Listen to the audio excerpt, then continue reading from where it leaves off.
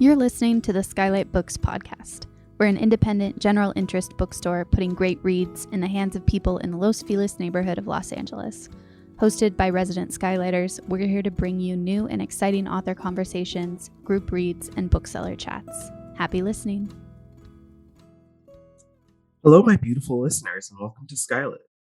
This is the SKYLIT Books podcast, and I'm your host, Lance Morgan.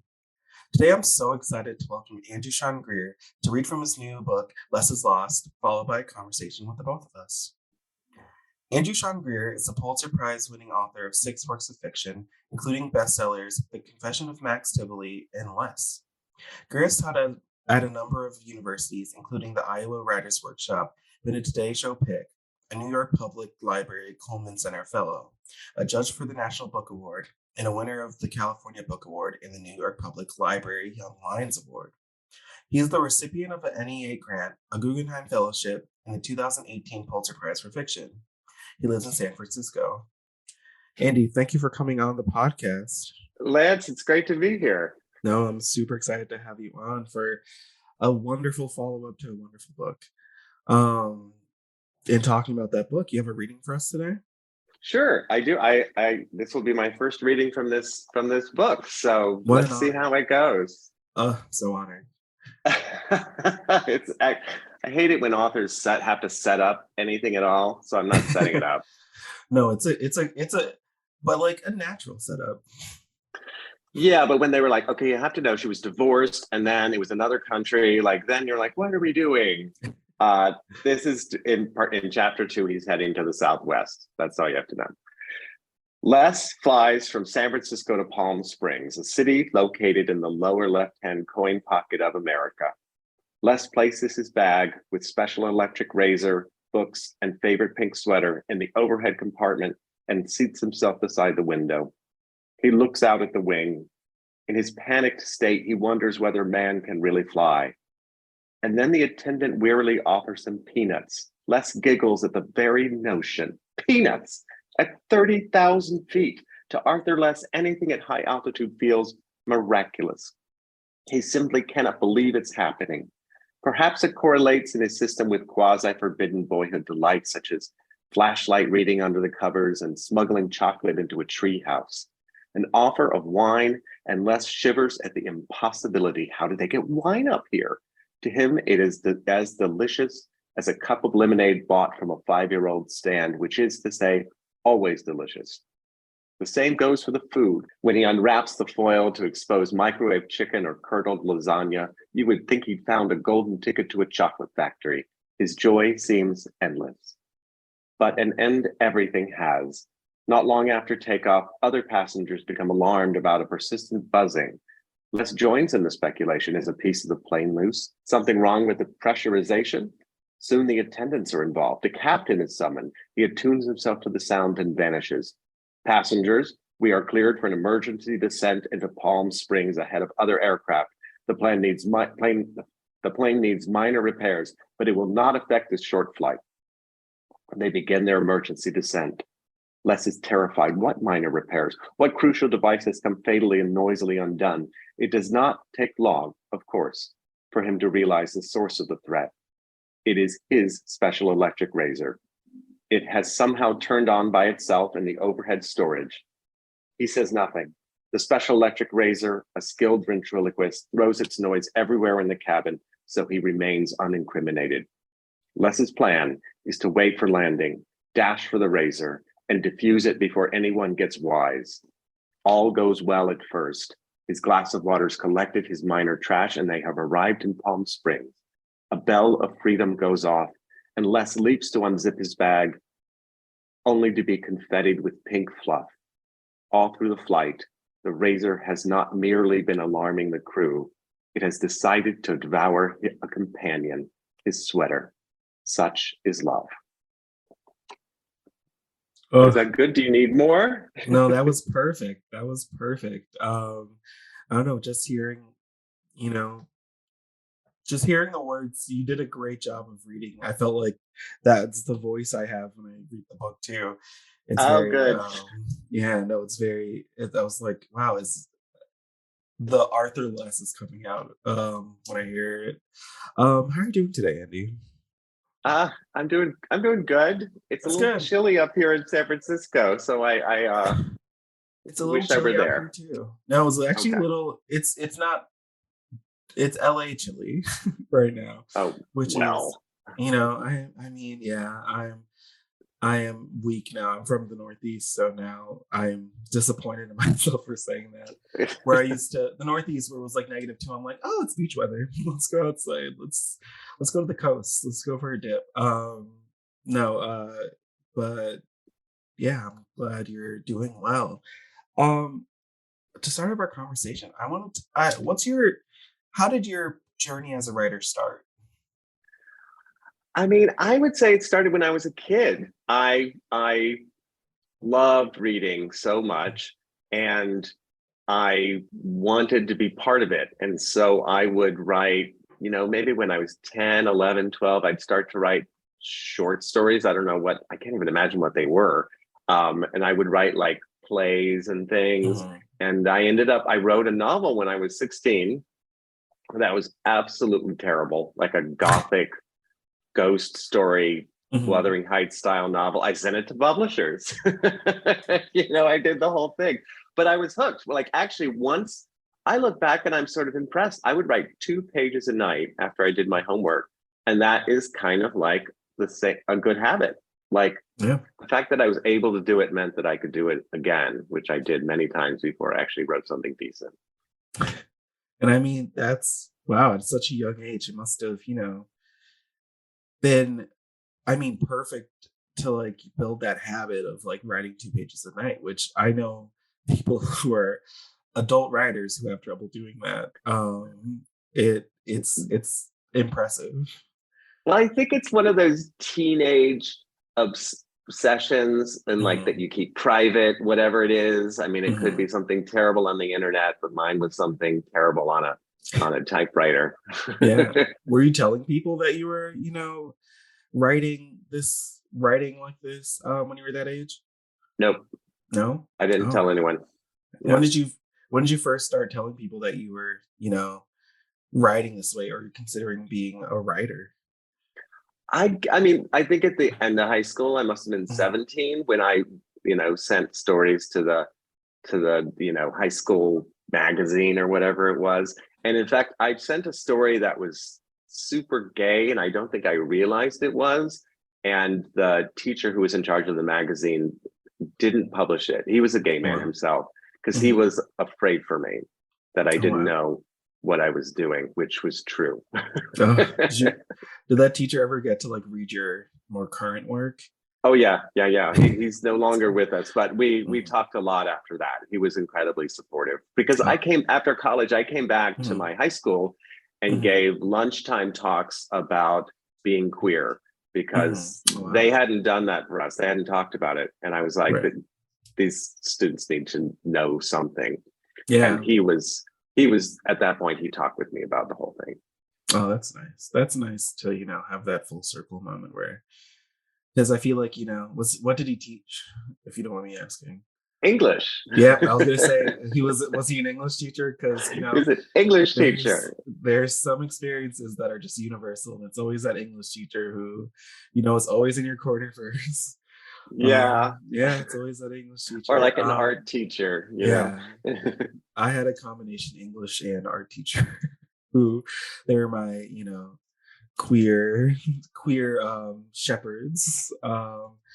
But no, that's great. I'm glad that they got to have that full circle moment with you. Uh, what so when was, your first you started to like, feel more confident? I mean, you sent it to the publisher, so what that's more confident than uh again, adults I know today.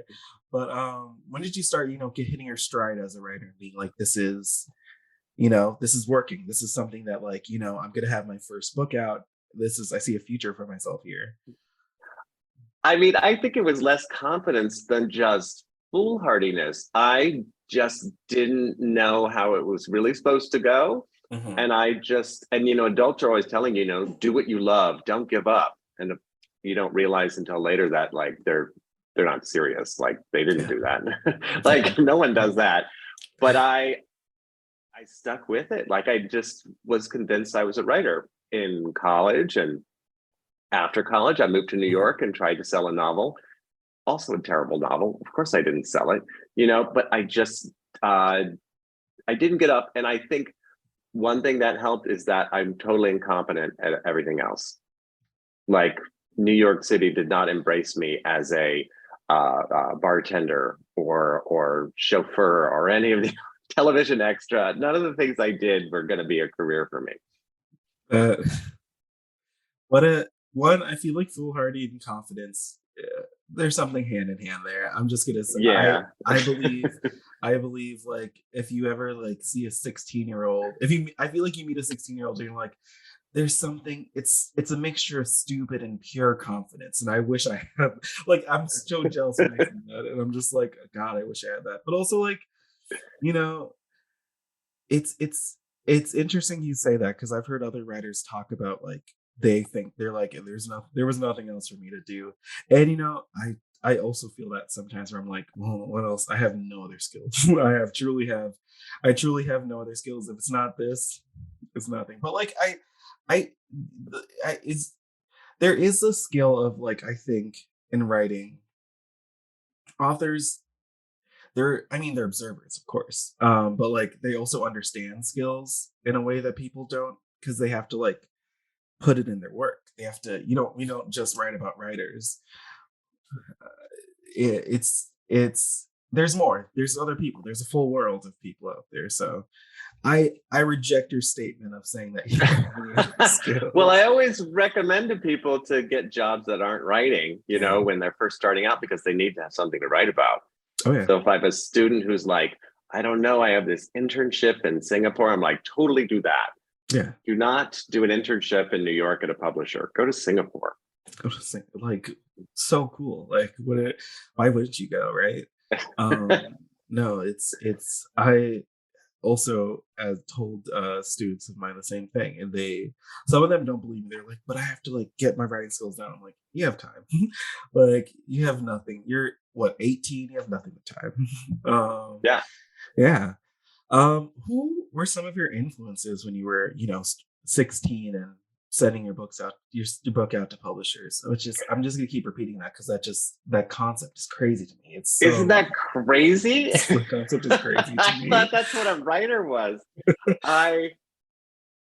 Interesting to think about. When I was around 16, I was reading weird books. Like I loved all the things we read in English class. I was an easy sell on Faulkner and Bronte, but then at home I would read like science fiction, like Asimov and Heinlein and these things from the 70s and 80s. Or I would read things I didn't understand, like Albert Camus, which I would have said was my favorite author. I think I didn't know what I was talking about. And that's it. That's being, again, writer. What was I thinking? But I was really just like a sponge. I would take in anything. I loved it all. I loved, and then in college, I loved reading Chaucer, which is so unlikely, but I thought it was cool. Yeah. I feel like those ages are when you're soaking up anything you can get your hands on. And then I worked in a bookstore. That was my first job. And that made a difference because then I sort of saw contemporary culture. And that changed everything. That was when Gabriel Garcia Marquez came out with Love in the Time of Cholera. And that book blew me away. And then I read his like 100 Years of Solitude. And I just thought there's this whole other world of non-English literature that opened to me. Yeah. No, 100 Years of Solitude, Love in the Time of Cholera. What a book to like discover especially at a young age. I've recommended that book to a bunch of like younger people who want to like learn more and want to expand their own conceptions of literature. And because I read that I think I was 14, and I had a cousin who came to visit and was like, "You got to read this book." And I was like, everyone else was like, "Read." I didn't come from readers, but like I was like, "I'll try it out," and read it. And I was like, my mind is blown. What is this? What is this? Who is this author? And I read like Isabella Allende afterwards because I Yeah, was, me too. yeah, Yeah. right, right. And like I was like imagine in band practice, you see that kid reading Isabella Allende, you're like, what? And that doesn't match.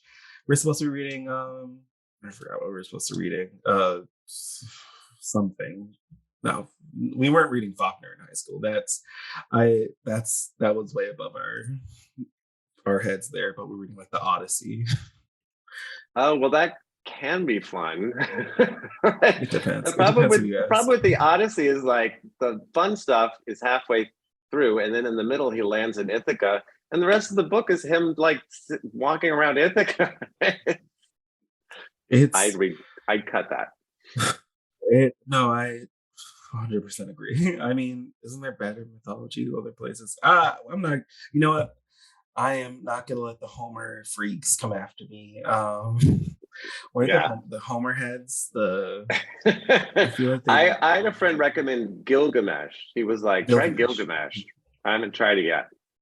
That's a good one. Yeah, Gilgamesh.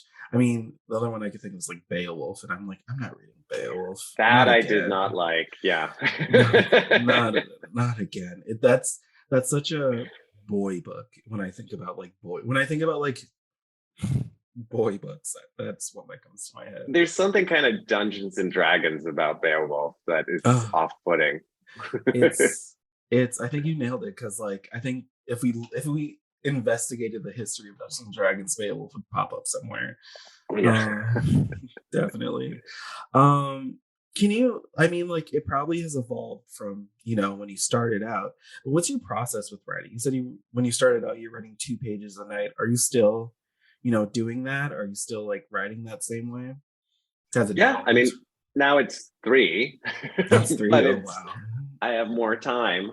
And it's definitely, rather than writing it late at night, and I definitely did that when I first was writing in my 20s or even 30s. These days, it's more like get up at 6:30, make a cup of coffee, and don't look at the news for 2 hours. That's my rule. That's good. Has been really hard recently. Especially here in California, the news is already halfway through, and you're like, "What happened this morning?" I wake up. I am a late sleeper, so I wake up and I'm like, "Oh God, what is it now?" And I'm like seeing everyone talk about something. Like, what is it now? So good restraint on your part, because I don't. I mean, I'm not normally a 6:30 waker upper, but I think it was the pandemic and age that has got me doing that. It's the only way to get to go. I'm still a little sleepy and dreamy, and then to go right into it without the answering emails or those things. No, I mean, that sounds like a really healthy way to write. A healthier. Well, I mean, the unhealthy way is if I'm in a really hard section or an emotional section, is the late at night with a bottle of wine. I still do it. It's still healthier than most. I've heard some stories. You talk to like a room of writers and you just come out horrified. No, that, I mean, one thing I did love in Les and in the second one too, where you talk about it, is like seeing because both Arthur Les and his former partner Robert, yeah, that's the right way to say it.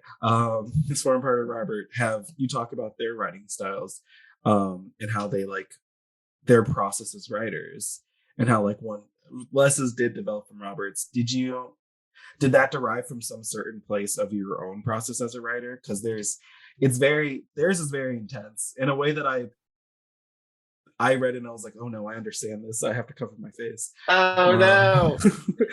Yeah. Just like, I mean, for sure. I thought definitely in Less is Lost, I thought about my my poor boyfriend trapped in the pandemic in this apartment with me, who had to deal with my moods as I was writing, which would alternate between utter depression, doubt, and failure, and this absurd grandiosity. Which, of course, it's neither one is true. It's somewhere in the middle, but I couldn't, you can't see it when you're doing it. No, I mean, isn't that crazy that like you're acting this way, and then you're just like, no, I'm fine. Nothing's happening. Like I feel like in some ways a junkie where I'm like, no, I'm good, I'm fine, I'm good.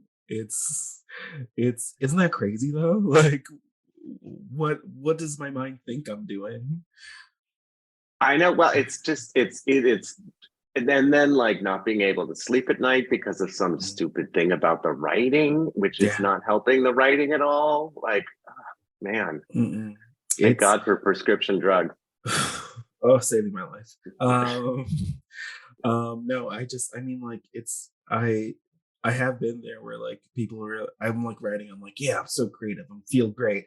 And then a year later, a friend will be like, you were the worst person to be around. And then and I was like, really? I thought it was fine. And they were like, miserable, like making everyone around you miserable. And I was like, well, time over there. I was like, let me write this down for my therapist. So she's gonna be excited. She's gonna be like, there's 10 more sessions in my book. No, I mean, just reading theirs. I feel like, writers should definitely read specifically those parts in the book. I mean, read the book, but read those specific parts, because like, yeah, there's a kind of mirror held up to writers of like, why do you act like this? Why? What's spurring this on? What makes you, you're not, I wouldn't say hurting the people around you, but like, tormenting the people around you in a way to like do this. But it's I mean, even in the book too, like both Les and Freddy, I feel like they understand that it's genius in a way. It's like the genius of writing, right? Do you agree? Like that it's kind of not excused, but there's a reason. I can't speak for myself, but I'm friends with other writers, and I've lived through I don't live with them, but some of them I see every day, and I see their struggles. And so I recognize in it that like the absurdity of their doubts and arrogance, like, because you want to just say, it's all going to be fine. Right. It's going to take a lot out of you, but it will be fine. And also, don't worry, it's not the greatest book ever made. So just let that go. Yeah. Like, it's not going to be. And I mean, we all know that book is definitely like, I was trying to think of something funny. What's a funny book that we could call the best book of all time? I got nothing. I'm sorry, listeners. I failed you. This is my last episode, I guess, because I failed. No, you can't get rid of me yet. No, I mean that's such a comforting thing, I bet, to hear. Yeah, it's like it's not I feel like a writer's job to also write the best book of all time, right? It's just, write your book. I think often the struggle I have is, this sounds so abstract, but struggling to realize what the book actually is and what it should be, instead of the thing I planned at the beginning, and to submit to what's happening, which is hard, because especially if you start off thinking, for instance, this book, I'm going to write a book all about America, and it's not. It just isn't. And in fact, I wrote chapters in Lesson is Lost that were set in the Northwest. They were set in the Midwest. And I cut those chapters almost at the last minute, because I was like, that's not what this is. This is a smaller, simpler book, and you just have to accept it. It's better that way. It's so funny you say that's a smaller, simpler book, because like, especially with both Les and This Is Lost, I feel like I've read them multiple times, and I've read Less multiple times. Less is Lost. I've as of now only read once, but like I feel like I get something there. There's like a hidden complexity in the way you write them, where I've discovered something new each time I've read it, in both like the comedy or the emotion or just like the character of uh the characters, plural, the narrators and the people around this. It's very it's it's a great reread. It's one of those books I tell people, I'm like, this is a great, if you want a book that like you can go back to in a year or two and like get something new out of it, I think this is that book.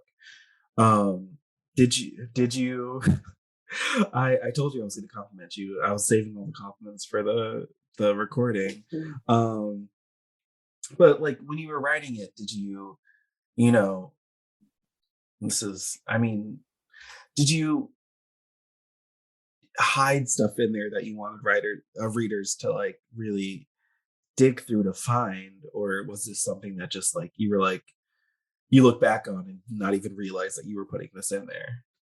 Uh, First of all, thank you. It's the greatest compliment you could give. That rereading it was a joy. I hid them because I really wanted to, like, my first draft is this messy emotional thing, and then I go back and I try to give it as shiny a surface as possible so that Mm-hmm. people could mistake it for like a silly romp across America period. That was fun, but Yeah. I'm trying to thread under it a lot of things that are horrifying to me or humiliating or difficult, and or emotional, so that maybe they'll come out and not know that they went through something deeper than what they thought. And I mean, I think that's what makes it a great reread, because like you can't, it's especially, and I say this there's a quote from this writer of this book, the Film Club. Yes, the Film Club, that where the author, it's about a guy who watches a bunch of movies with his son, and he tells his son, hey, you have to watch a movie, you have to watch something twice, because the first time you're watching it, the second time you're truly understanding it. I'm messing up the quote, but like it's that you have to rewatch something to really truly understand it.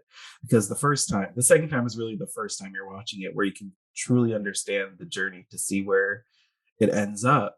And I think I got there because the first time I read, and I'm going to reread Less is Lost because I feel like I'm going to have that experience with that.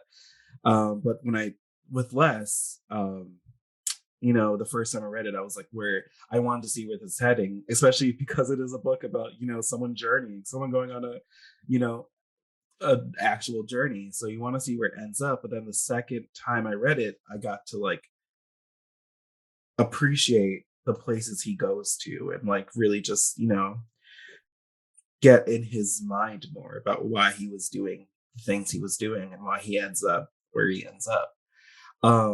It's, I mean, was it to make that story about him going on a journey, and same with Less is Lost, did you get like to have not a shortcut, but like a way to like say, hey, if he's going on an actual journey, this is what I want from specific places in this journey for him? uh I did. I mean, with Less, certainly I was constrained by actual places I had been, and Mm-hmm. then I would pitch ideas to travel magazines or in-flight magazines to Mm-hmm. try to get to places I couldn't afford to go to, Italy or Yeah. Japan. And there's a Mm-hmm. sort of natural order they have to go in because the world is around. But I Mm-hmm. did think carefully about, like, okay, that chapter was humiliating. I should reward him. In, like, Mm-hmm. France is a more rewarding emotionally for him than, say, Germany. So I was Yeah. like, I figure out how to alternate these so that I could get them to do what I want. So there could be some sort of movement. And I mean, it definitely shows in the book. No, it one of my favorite, and this is one of my favorite just funny things in any novel I've ever read, was when he is in, I believe he's in Germany, right? In the first book. And he's teaching a class and everyone's just getting sick and like passing out. And he's trying to figure out, he's like, why is this happening? And then he says, and then he like comes to a realization where he's like, am I boring these people to death? Is this my fault? And I'm telling you, I had to put this down because I was laughing so hard. Because I was also like, why is this happening? Is there like, for a second I was like, this is something serious. Everyone's getting sick around him. Is he like, is it as I think a part of my mind was like, is this like a pandemic happening that he brought, a plague that he brought? I saw that, I was like, it was unexpected. It was so funny. I even rereading it, I was like excited for that moment again because it's just so funny. But you know, like, well, you're a teacher, you know what it is like in front of a classroom and you're like, I just want to leave right now. What is happening? What am I doing to these people?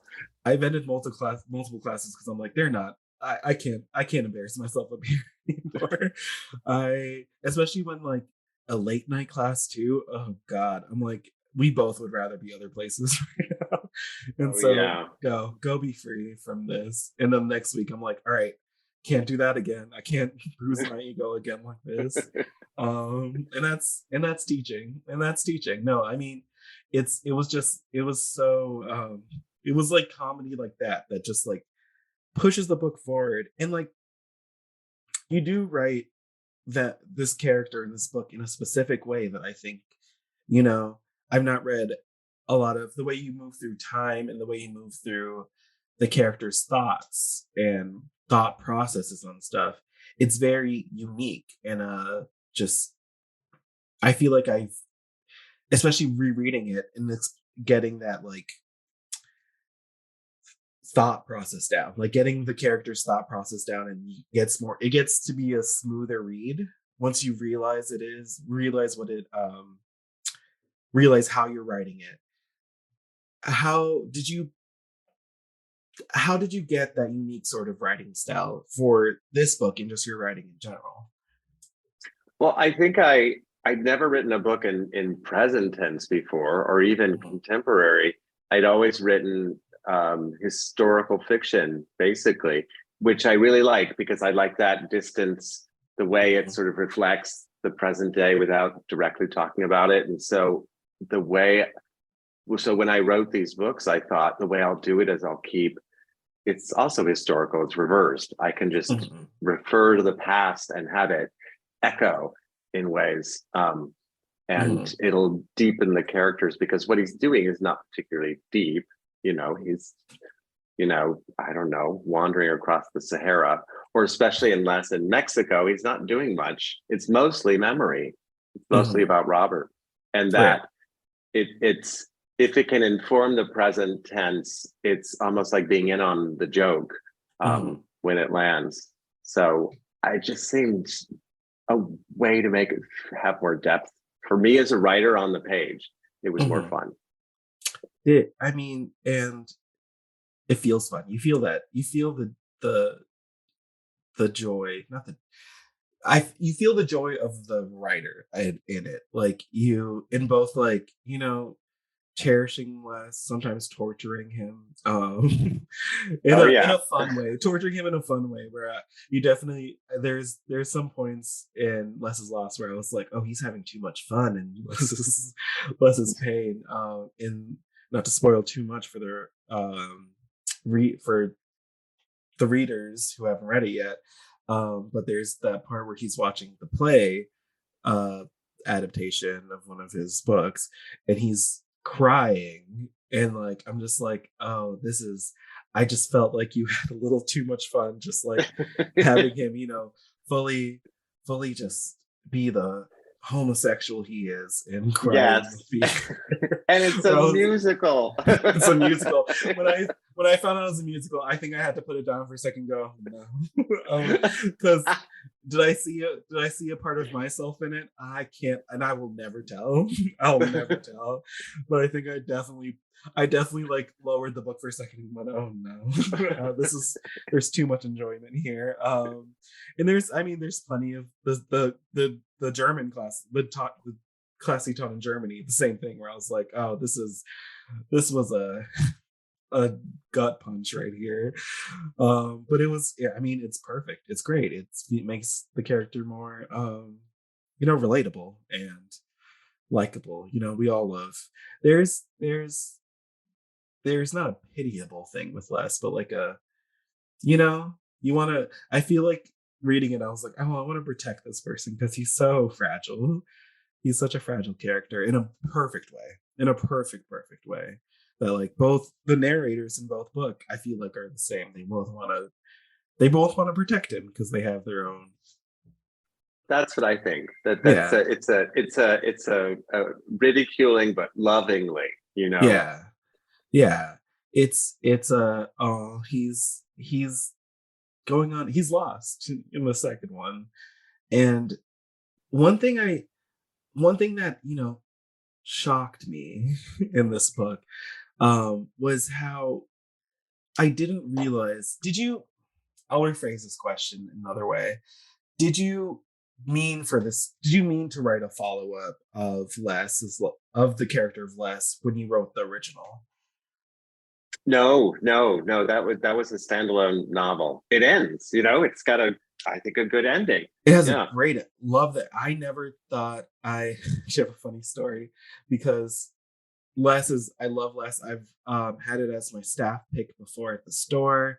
It's it's a book all my coworkers know that I will recommend to people, but either beginning of August, I think it was the beginning of August, I like look in the catalog and I'm like, what is this? Is this, I know this author.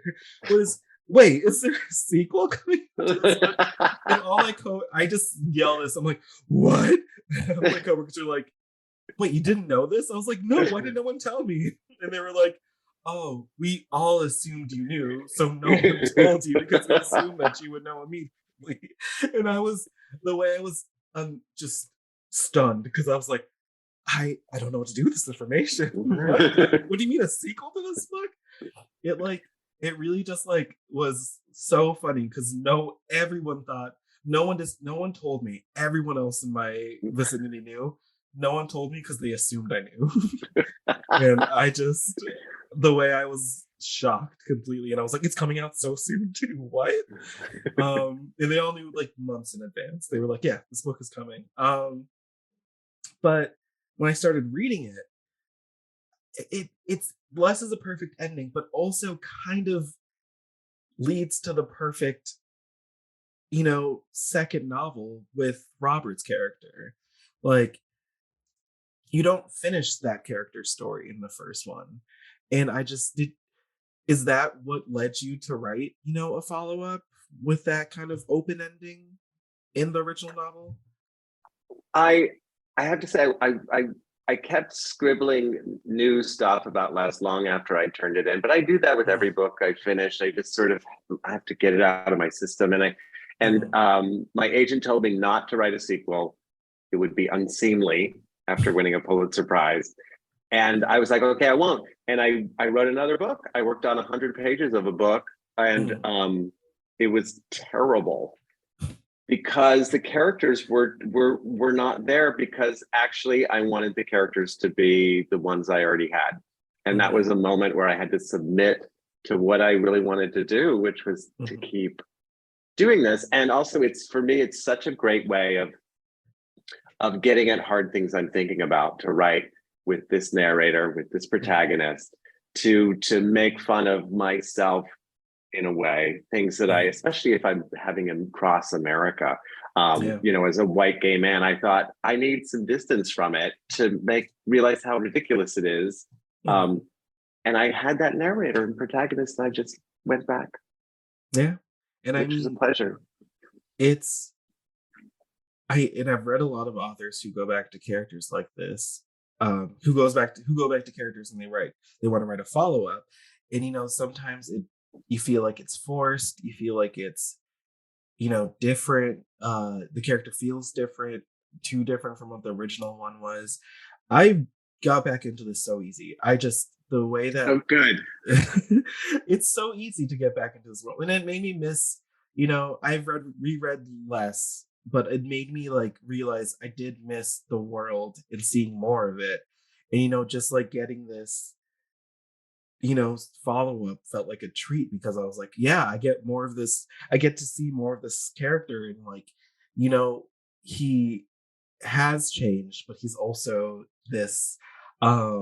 He's also the same. He's the same Arthur Less, and but also seeing it from a new perspective. Where is it a spoiler if I tell them who the narrator is in this one? Right? I don't think so. I don't Yeah, think I don't so. think so. It's Freddy this time, and like you're just like, it's interesting to see.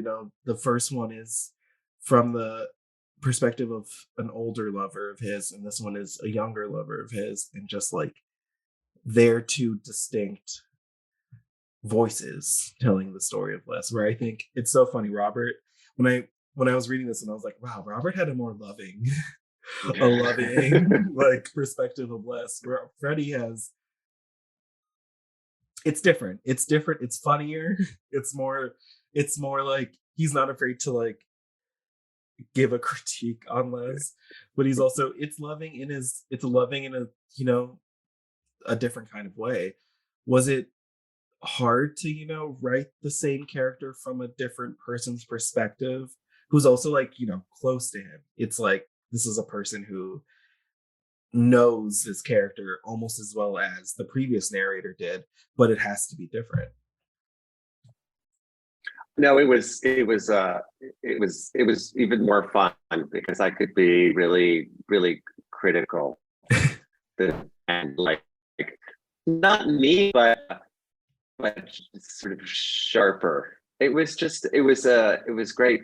It was great fun. Of course, a book is really hard to do. I'm not going to pretend it wasn't. I didn't have breakdowns throughout it, but always good. I always knew I could write more, even if I ended up cutting things. And that when you're writing, that's always helpful to know that you make pages the next day. Yeah, and that's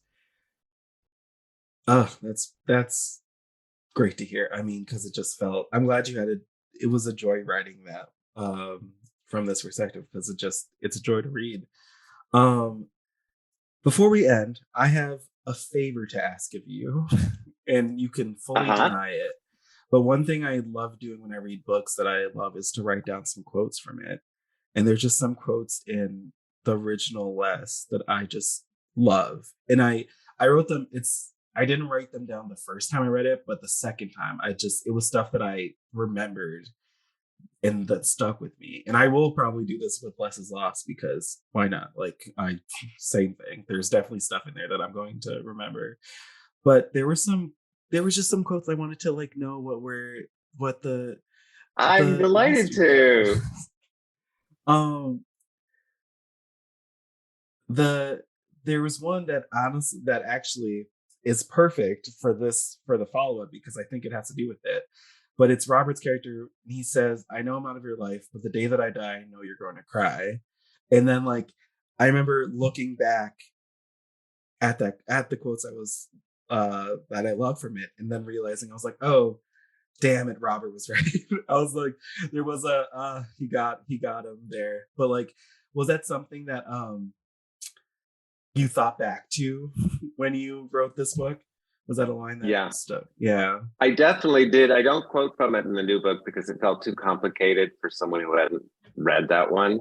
But I thought about it a lot, and that song, that Mexican song that everyone in Mexico knows. It's what you sing when you're drunk. And I mean, it felt like something when I look back, I was like, wow, that is spot on.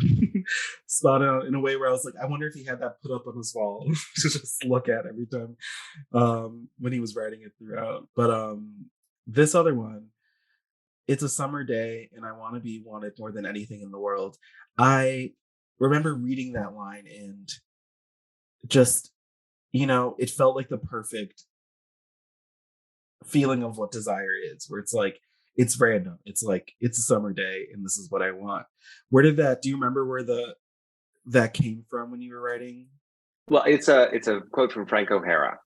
Yes. From one of his poems. Yeah. I don't remember which one of his lunch poems. but it stuck well because I thought a lot about Frank O'Hara when thinking about Robert Brownbird, because I stole from Frank O'Hara that the arrogance and know-it-allness and combined with tenderness. Yeah, no, that it felt like a big part of Robert and Arthur's, romance. They're very interesting. Their romance, their history, their story is just so interesting to me about how it all started. And it's like, kind of an affair. It's an affair, but like a beautiful affair that I think even in the second book kind of gets resolved in a way, especially at the beginning with his ex-wife's character, who I love, who I'm like, what is her story? I was so excited to get to have her really in the book. She wasn't in there at all, and then right. She was a late invention, and I just loved having her. She is so much fun. Where I'm like, yeah, I would love in a way that like I would in another world I would see this just like an adventure novel with those two, having to deal with their own history, but then they get to travel the world together, or like I don't know, get lost at sea. That would be good. Less is lost at sea. I'm just saying that's sea. Yeah. Less at sea. All right. Just saying that's a free idea for me. This one, perhaps he was burning down a house in which he no longer wanted to live. That was something that do you remember where that was from specifically? It's from when he has a fling with a guy, and he's sort of wildly messing around outside of his relationship with Robert, and he's destroying it. Yeah. That one seemed interesting to me,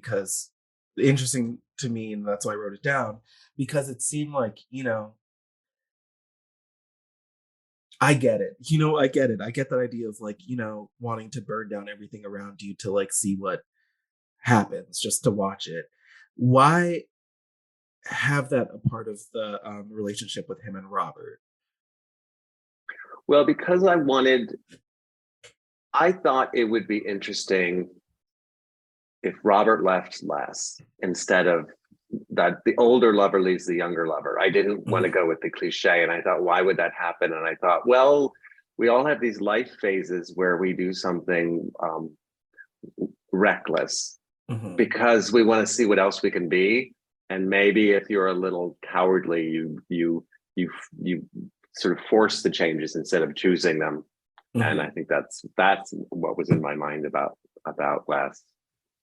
And I mean, he definitely, there are consequences to it in a way that felt really real to his character and Robert's character as well, to like, end it. And it felt, but it also felt like, did you think that when Robert made that decision and you were writing it, I mean, when you were, inhabiting that world, that Robert made that decision to free Les in a way? Because when you're that older lover in that way, I assume you understand to like something go. So let something go that is not yours as well. I think that's it. I think he saw, this is someone I met as a very young man and loved, and now he's a different person and I have to let him go. Yeah. This next one is, I mean, this one is the one that the theater part that the theater part in the sequel made me like remember this one. It's the Nothing Happened to Me, I'm Just a Homosexual at a Broadway Show. Was I get that, and I've been there, and I read that, and I was like, another part where I was like, oh no, oh no. I was like, I think I was like, that part I was like, how did he know? How did he do this to me? How did he know I was reading this book and I would see this line and I would cry and be like, yeah, this is about me. This is about an ex-theater person who will hear like One Day More and start bawling in the middle of the street. Oh God, yeah. And that was kind of the humor in both books, that like, You know, it felt like so real, and I feel like that's why a bunch of people, pick up on that because they're like, yeah, I was that I was that homosexual who's crying at a Broadway show, and I will be again. Once I will again, be again too. I Yes. will be Let's again. do I will be it. again. And like even him, who's just like I assume his character doesn't go to see a Broadway show all the time, but he's just him being like, I'm here and I'm gonna cry, and you're all gonna be okay with it. And there's nothing I don't have control over it as well, which is I think it spurns a lot of Les's journeys in both books is that he doesn't have control over um, himself. He doesn't have control over himself in the some of his decisions, and that's what's beautiful about it. He goes on these journeys and he doesn't get it. Um, the last thing I want to there's two things I want to ask you, and I want to but do you have time for me to ask you two more questions? Absolutely. Of course, that's what I'm here for. All right. The this one is about the character of his friend in the first novel. His friend who gets a divorce from his husband after having that agreement where they check in every 10 months to see um where their marriage is at and if they want to continue. I In the second book that comes back up and in a critical way, which I will so honestly was jarring for me because I read it in the first one and I thought it was so beautiful and I thought there was something really just gorgeous about it. But in the second one, it seemed like Freddie had a criticism of it where it was more like he thought of it as more of a cynical thing and like something that you know is not a positive relationship thing. Where where do you fall on your own perspective of that situation? Because I want to figure it out for myself because I want to know if I'm wrong. Am I wrong to think that there's something No, beautiful in that? I think there's something beautiful in it, and I was tipsily at a party with a friend whose marriage had ended after 20 years, and he was all upset, and I was like, it's a success. 20 years. Oh yeah. That's really how I feel. Mhm. But Freddie's not me. Freddie might have a Yeah. different opinion, but I think that we're too hard on ourselves, Mhm. certainly about relationships, that relationships end. And if they end at the right time, then you have done a great job, both of you, or all three of you, or whatever it is. Well done. Like recognizing that and being grateful for what you had and parting is a gift to each other. Yeah. And especially with also like when I was reading those, I was like in a the way that they've grown, especially the character he talks to, whose name is Jason. Am I right? No, I'm wrong. Which book is it? In the original, when he's talking to his friend who's going through the divorce, whose name I Oh, they're can't remember. Lewis and Clark, and I always forget which one Lewis and he's Clark. talking to. Yeah. It's Lewis and Clark, which is again another purpose. A great little thing in the story. But like when he's talking to him and he's like talking about how he's loved the marriage, but is also excited for that next part where he gets to live alone and really feel comfortable living alone and want that, and like also be like ex- the was he like giving away his ex-husband at his Right wedding, at the new wedding. the new Yeah. wedding, and like he's very it's like it's the content there where they still love each other but and they love their marriage but like it's over now. It just felt like so controlled, like don't we all kind of want that control over what we what control over things that we cherished. Like that's life. Like if we got to set our own terms with something and be happy with that. I don't know. It was one of those parts of the story that I definitely like sat with after I read because it felt so nice. It felt like a nice thing. Did you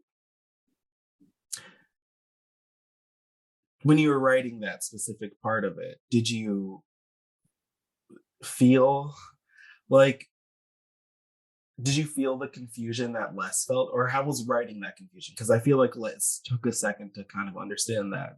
And even when I started reading Les's Lost, it still felt like he was battling with that idea. He's still battling with that idea. Oh, sorry. I just want to interrupt you. I mean, in Les, I was kind of presenting him in every chapter with different options of what love can be. And then this one was one that really throws him. I think he says he feels like living alone would be like a astronaut floating out in space or something, which is not true. Yeah. It's not true. Yeah. But it's his panic about it. And he certainly panics in Les's Lost when there's a feeling like he and Freddy are maybe not going to stay together. Yeah. And it's just so funny also that he has this fear of being alone when he's so there's many parts I want to yell at him in the book and be like, why are you doing this? Because he's so interesting alone. And not in saying that he shouldn't be with anyone, but he's very interesting when he's alone. And it's like that character you want to like tell, you're good, you're fine, you're enough by yourself. Yeah. And I just because we only see him alone. Yeah, we only see him alone. He's the character I want to like. I always say I know I love a character when I want to go in and smack them in the face and be like, do you like what are you doing?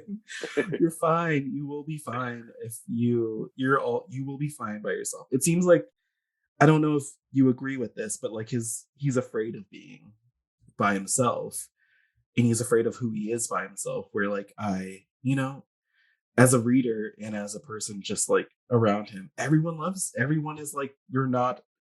You're all enough. Everything about you is enough for all of us.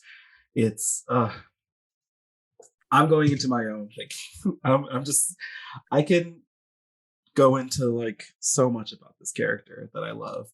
But the last thing I want to ask you, and I heard this from a friend who recently saw you speak and said it was wonderful. You actually went on a trip while writing Last is Lost, right? Oh yeah. Could you tell us about that? I rented an RV in 2016, a long time ago now. Wow. And I went for 3 weeks in the Southwest. And then a year later, I rented an RV in Atlanta and I went into the deep South for 3 weeks. And both times my rules were I could only go to small towns. I had to sit at the counter in the diner, and I had to go to bars and talk to people. And I just took a lot of notes and ate a lot of food, good and bad, and saw a lot of RV parks. I mean, these were parts of the country I'd never been. So that's why I went there, because I thought, I don't understand this country. I better go. What a time to go. Yeah, it was. I don't know if I'd do the same trip right now, but it was scary. I'm like, my mom was scared for me. She told me, call people sir and ma'am, and you might be okay. And I'm a tall, middle-aged white guy. People don't really bother me. I'm just a very neutral presence in a bar. I'll be like, hey, so you from here? I'm not politically that wasn't what my purpose was. No matter how much I must disagree with these people, I just wanted to know like a little bit about people's lives.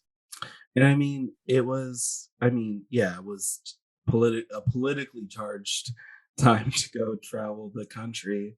And like, what interesting, is there any stories that you could tell us about like things that happened to you while you were on your trip? Any fun things? I mean, they're in the book. A lot of they're them in the book in a twisted way, that didn't happen quite that way. Right. But I would visit lawless former military places in California where there were people had set up RVs and there were sort of meth camps and hippies, and I would I went to a lot of like food festivals. Those didn't make it into the book, but are hilarious. Or I went to a pride festival in a tiny town in Georgia that was just like this. It brought me to tears how sweet it was. The surprise was that there were this is just my own misunderstandings of small town America, is that there were gay people everywhere. There were queer people all over the place, and we could recognize each other and sort of support each other, and that helped. That was heartening. And that I feel like is an experience you can only have, by going out there, going out there and seeing, because to gay people everywhere, gay people don't just exist in big cities as much as we want to believe that, and some people do believe that, like, gay people exist out of LA, San Francisco, New York. I don't know myself. I hear rumors. They're there. Either they don't want to come to cities, or they're part of their communities and they have there's an accepted place for them, or like a lot of them, a parent got sick and they had to move back to their hometown, take care of them. And like, especially I've been reading a lot about queer people of color, and like a lot of them, it's important where they're from, because a lot of them, if they're it meant a lot for their family to get the land that they've gotten to raise their family there, to, if they're immigrants, to build a community there from nothing. There's and that's something I've just specifically heard from queer people of color, but it's like, yeah, it makes sense for a lot of people to stay where they're from, and that community it's something important for them to have. That family, that sort of world. If they make a place, then I understand. My friend Caroline moved from Texas back to Atlanta because of that. Yeah, and it's important. It's I've known a lot of people who've done that, and I respect that choice. Except if it's back to Connecticut where I'm from, and then I don't get it. Yeah, no, don't do it. Just like, no. I'm like, then I'm like, what? No, it doesn't make sense to me. I was like, you could live anywhere else, but if that's your choice. Did you get to see any theater adaptations of Less anywhere? No. I wish I'd gone on my trip and seen any local theater. I love like community theater, but I didn't have time somehow. I was driving a lot. Next time you go on a cross country tour, for sure. Your next cross country tour. If you see Andy on in an RV waving at you, put on a play. I'm just saying, put on a play. Do Sondheim. Do a Sondheim. I'll do that. Do Sondheim. You'll just like sing Sondheim to the RV, and it sounds like a great time. Andy, it was such a pleasure talking to you. This has been such a fun conversation. I'm sorry if I took too much time just gushing about how much I love this book, but this character of Arthur Less is so great, and I'm excited to reread Less is Lost, and just write more quotes down from it, and then psychotically be like, okay, what was this one about, what was this specific one about, and I'll read it in the middle of I'll read it like I was telling you before, how I read in the middle of writing like a crazy person. I would be honored. I appreciate that. Is there anything you would like to say to readers who also loved Less, and especially who get books from like their independent bookstores, their local ones, and want to support their local readers like people at SKYLIT do? I mean, all I would say is that it's a mortal sin to walk into an independent bookstore and not walk out with a book. It's true. It's true. It is. You hear that, listeners? It's true. And I will make sure that listen to a podcast and not order a book. Wink, wink.